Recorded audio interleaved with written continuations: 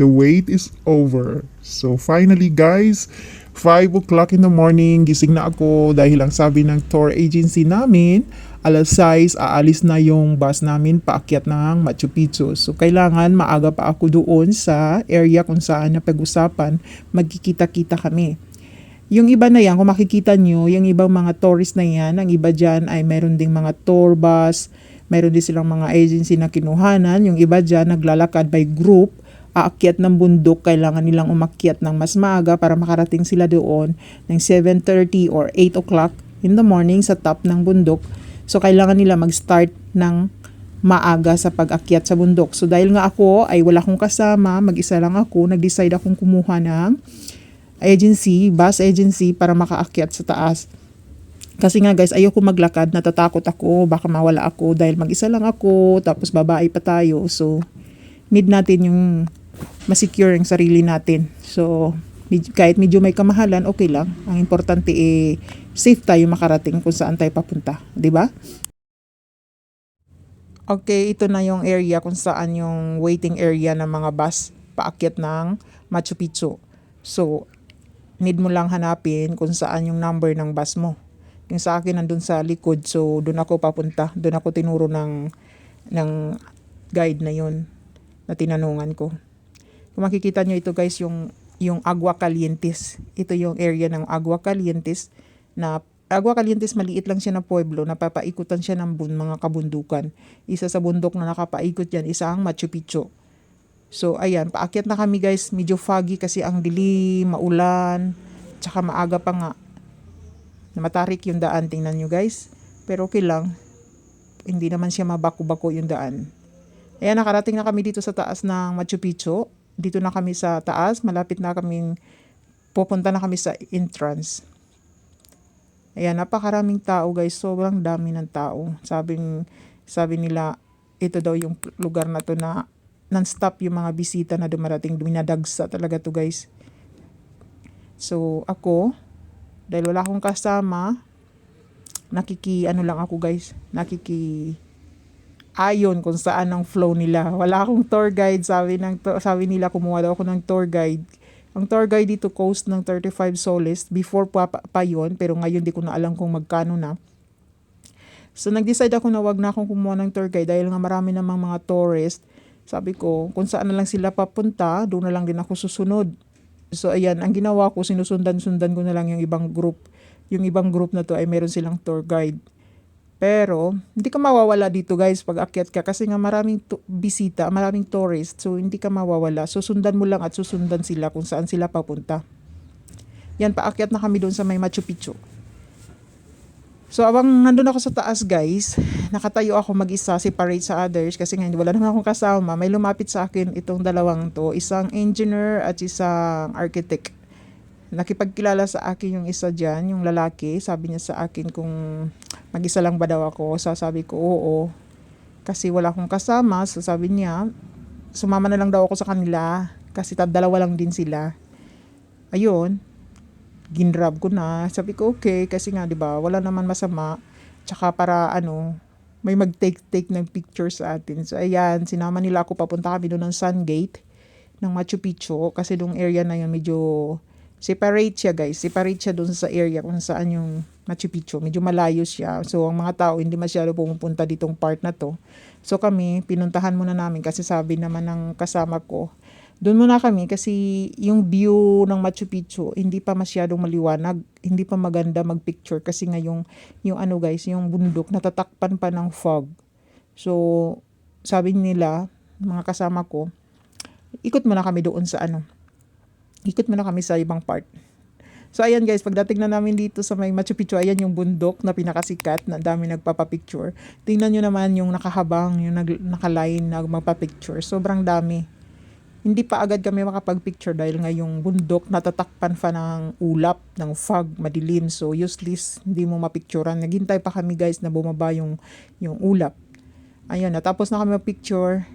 Paunti-unti nang pababa na kami punta dun sa area kung saan yung mga ruins nila na dati. Ayan, kung makikita nyo dyan yung Inca Empires. So, doon na mga bisita pumupunta. Ayan, nakapila. Kasi isa lang ang daan guys, pababa. So kailangan namin na magpila pababa. Napakalaki ng area na to guys, sobrang laki. Machu Picchu guys, pasok siya sa 7 wonders of the world. Ang daming bisita, ang daming mga guest dito everyday guys. Sobrang sikat itong Machu Picchu na to guys. Ako naman guys, andito ako sa Peru, sabi ko, why not samantalahin ko yung pagkakataon na nandito ako, puntahan ko yung Machu Picchu, bisitahin ko. Kasi yung iba guys, nagta-travel pa ng pagkalayo-layo para lang makita tong Machu Picchu. So sabi ko, bakit hindi ko puntahan, nandito na ako. Yun nga lang guys, medyo may kamahalan nga talaga. May kamahalan talaga siya dito pag pumunta ka. Kailangan mo rin ng pera. Kaya yung ibang Peruvian dito guys, Peruano sila, hindi pa sila nakakapunta dito dahil nga ang mahal din guys. Mahal talaga siya. Pero okay lang, worth it naman ang maggagastusin mo pag pumunta ka dito kasi napakaganda yung lugar. Napakaganda, super. Yan. Maraming mga bisita, daming guest. Picture. Yan yung dalawa kong kasama. Ang dalawa kong kasama na niniyaya nila ako, akyat kami doon sa may bundok doon sa pinakatuktok. Sabi ko, hindi na ako pwedeng makyat doon dahil nga wala akong time guys, wala na akong time, hindi na ako aabot. Dahil nga guys, yung ticket na binili ko, return ticket na to, babalik ako ng alas 3 ng hapon doon sa may Ulaytan, Tambo. Yung train na sasakyan ko alas 3 aalis na. So kailangan ko bumaba ng alauna para makapag-lunch, makapag-check out, para ready na ako agad alas 3 aalis na ako papuntang Ulaytan, Tambo at babalik ako ng Cusco. So ako, mabilis lang ako maglakad kasi nga nagmamadali ako. So yung dalawa kong kasama, nahabol na lang nila ako. Naintindihan naman siguro nila ako kasi nga kailangan ko magmamadali. Hinahabol ko yung yung biyahe ko kasi nga bayad na yun guys. So ayoko mawala yung biyahe ko, mahal. Mahal kasi siya guys. So kailangan ko talaga magmadali. Yung lakad ko mabilisan. Pero okay lang. Ayan, dito kami nakarating na sa area na to. Ito yung pinaka-resting area. Dito nagpapahinga yung ibang mga tourist. Pagbaba mo dyan, marami dyan nakakupo. Mayroong malaking bato dyan na sinasabi nila nag-absorb ng energy. So, yan. Enjoy lang muna dyan. Pahinga ng konti. Tapos dire-diretso na lakad ulit. Ako nagpahinga lang ng konti. Tapos diretso na. Yung dalawa kong kasama, sinundan lang nila ako kasi nga hindi ako pwedeng magtagal. Kasi baka madelay ako ng kung ano at hindi ko maabutan yung train at paalis na. O ayan na guys, papunta na ako doon sa baba, pababa na ako. Kung makikita nyo guys, napakaganda ng architect nila.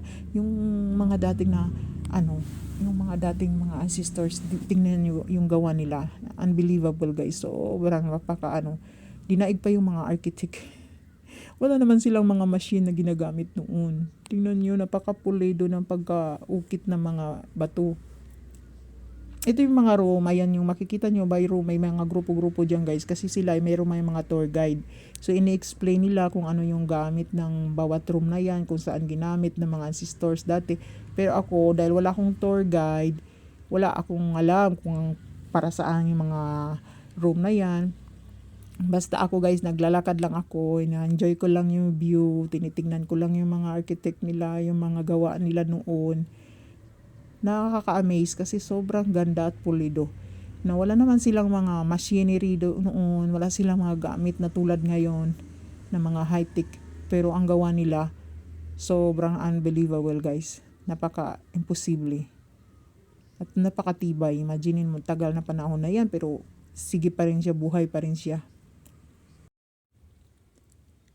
Tignan nyo yung guys, yung architect ng pagkagawa nitong Machu Picchu. Napakapulido talaga at saka super ganda. Tingnan nyo. Hindi ko alam kung paano nila nagawa yan. Wala pa namang mga dati, diba? Yung mga machine, high-tech machine para mag-cut ng mga rocks na yan. Tingnan nyo yung pagkagawa. Talagang pulidong pulido.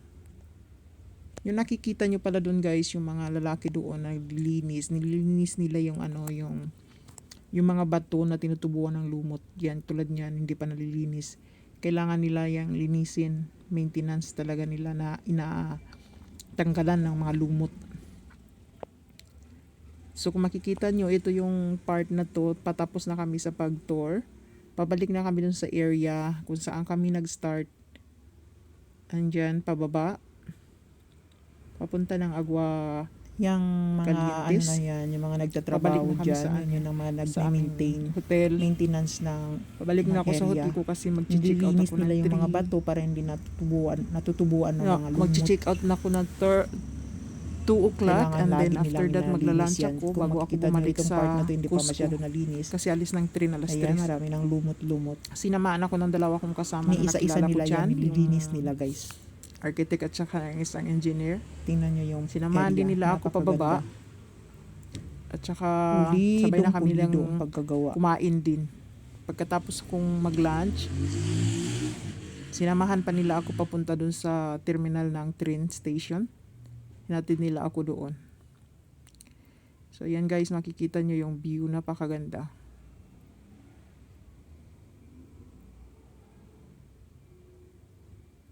Ayan, nandito na kami sa may entrance. Kami pabalik na rin sa baba. Nasa biyahe na kami, pababa ng bundok papuntang Agua Calientes.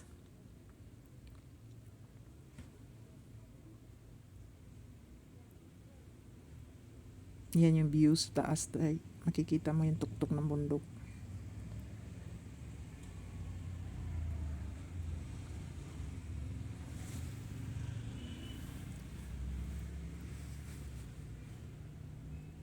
Yan yung daan pababa, medyo pa ikot-ikot, parang bituka ng manok ang tawag nila dyan. Ito yung papunta na ako sa train. Nakapag-lunch na ako niyan at nakapag-check out. Pabalik na ako dun sa train station.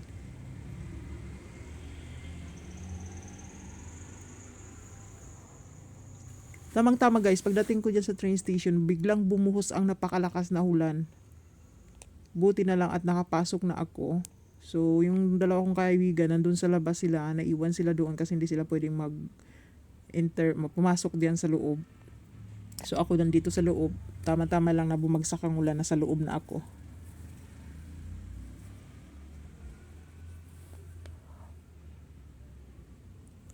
Yan, inaantay ko na lang yung train ko na dumating kasi ano na lang yan 5 minutes darating na yung yung train.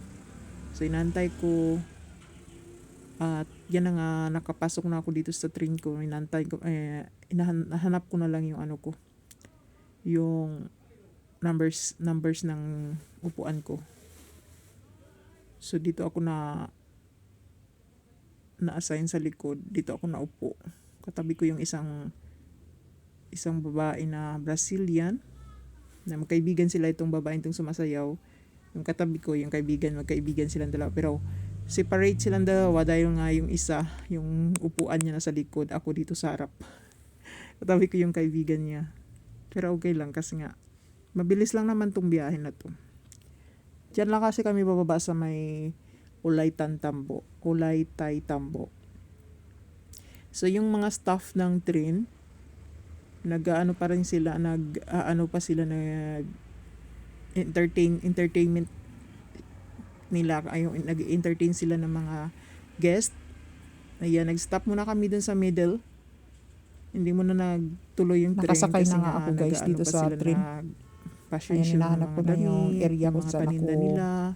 Yung mga damit na yan uupo. guys, gawa yan sa Andito ako alpaca. sa Yung alpaca likod. guys is yung May animals katabi dito sa ako Peru isang na babae. yung nila, Kaibigan niya yung sumasayaw na yan. balahibo nila ginagawa Magkaibigan sila pero mga ganyan. magkahiwalay sila ng upuan dahil yung Mahal yan siya guys. katabi kasi ko yung isa niyang ini-export kaibigan. nila yan. Medyo may pagkamahal kasi nga medyo malambot. ito yung mga entertainment yan, nila alpaca. doon sa loob ng train. Pero nga Habang dahil di dito pa na kami sila paalis. nagbibinta sa loob ng train, medyo may kamahalan na ng konti kumpara dun sa labas ka bumili. So ayan, nagpa-fashion show sila, nagmo-model sila ng mga damit na binibenta nila. Yung train nag-stop muna dun sa gitna. Umay-moy. Nag-stop para model Kung yung sinong may gustong bumili. staff, mag-staff ng Dahil wala naman tayong sila ng mga budget para damit diyan, di tayo na bumili guys. binibenta nila. Ito Di yung mga naman natin damit na kailangan kasi nga, di ba? binibenta Hindi nila naman dito tayo sa yung mga tourist guest. talaga na tourist Pero tulad ng iba. medyo may Kasi nga kamahalan tayo na dito siya na guys kasi iba na yung nagtatrabaho price sa niya Peru. compare dun sa So, labas ka Hindi bibili. ko kailangan ng bumili ng mga souvenirs. Para na rin Saka siyang na lang siguro entertainment nila pagpabalik sa na tayo mga, ng Pilipinas. ano, For the sa meantime, mga wala. guest, Hindi muna sa mga tayo. tourist. Hindi na natin kailangan yan. So yan, natapos na sila mag-present ng mga ano nila, minomodel nila mga damit. Tuloy na yung biyahe namin.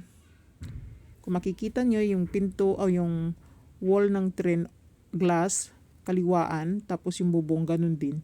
Para yung mga tourist, may enjoy nila yung biyahe, na mapapanood mo yung view sa labas, at hindi ka maboboring sa sa biyahe. At sa wakas guys, nakarating na kami sa Ulaytay Tambo. Ayan, na kami, pababa na kami, malapit na kami makadating sa terminal. Pagkababa namin yan guys, kailangan ko mag-transfer ulit sa isang bus. Yung bus, yun yung magdadala sa amin papuntang Cusco. Pagdating ko dun sa Cusco, kailangan ko pa maghanap ng hotel ko kasi nga the next day meron din akong tour papunta na naman sa ibang lugar. So, yan yung bus namin, magdadala sa amin papunta sa Cusco. Nakarating ako ng Cusco 9 PM na ng gabi guys. Sobrang pagod na ako, nakarating ako dyan.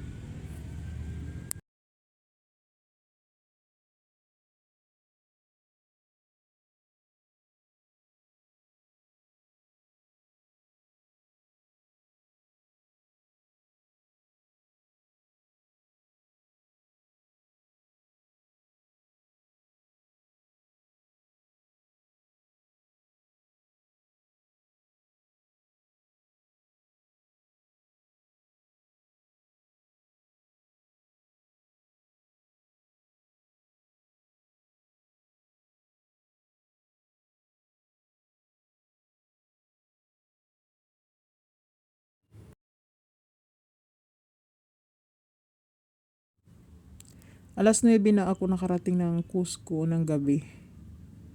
Bye!